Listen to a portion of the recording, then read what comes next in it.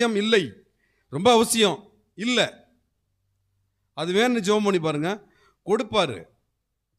உங்களுடைய தேவைகளை கர்த்தர் கொடுப்பதற்கும் உங்களுடைய தனிப்பட்ட வாழ்க்கையில் வர வேண்டிய மாற்றங்களுக்காக ஜெபிக்கிற ஜெபத்திற்கு கொடுக்கிற பதிலுக்கும் வித்தியாசம் இருக்கும்.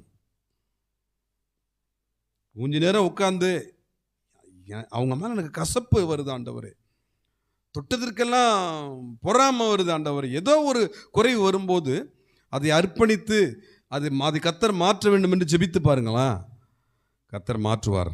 சீக்கிரம் பதில் கிடைக்கும். தேவைகளுக்காக உள்ள காரியங்களுக்கெல்லாம் கொஞ்சம் லேட் ஆகும். ஏன்னா முதலாவது தேவனுடைய சத்தமா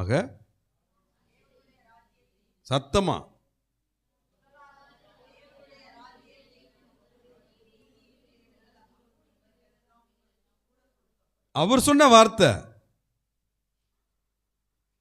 முதலாவது தேவனுடைய ராஜ்யத்தையும் அவருடைய நீதியையும் தேடுங்கள்.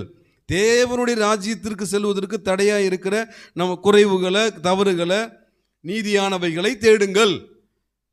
அப்பத்தான் பிராணி கிடைக்கும், அப்பத்தான் வீட்டை கட்டி முடிக்க முடியும், அப்பத்தான்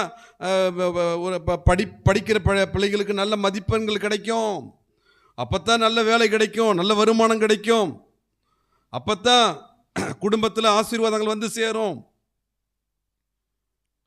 எடுத்தோம் நமக்கு முன்னாடி உள்ளதை விட்டுருவோம், பின்னாடி தான் முதல்ல பிடிச்சிக்குவோம். ஓ கொடுங்கோ, கூட கொடுக்கப்படும் சொன்னீங்களே, அதை மட்டும் பிடிச்சிட்டு கூட கொடுங்கன்னா, எனக்கு யாராவது அப்படி ஜெபிக்கிறதுனா ஒரு கூடை எடுத்து 10 ரூபா 15 ரூபாய் பிளாஸ்டிக் கூட எடுத்து கூட கொடுக்கப்படும் அப்படின்ட்டு ஒருத்தர் அப்படி அதை மட்டும் கேட்குறவங்களுக்கு ஒரு கூடை, பிளாஸ்டிக் கூடை ஒன்று கொடுக்கப்படும். கொடுத்துட வேண்டியது தான். முதல்ல உள்ளதை பிடிச்சுக்கணும். முதல்ல உள்ளதை பிடிச்சுக்கிட்டா பின்னாடி உள்ளது தானாகவே வந்து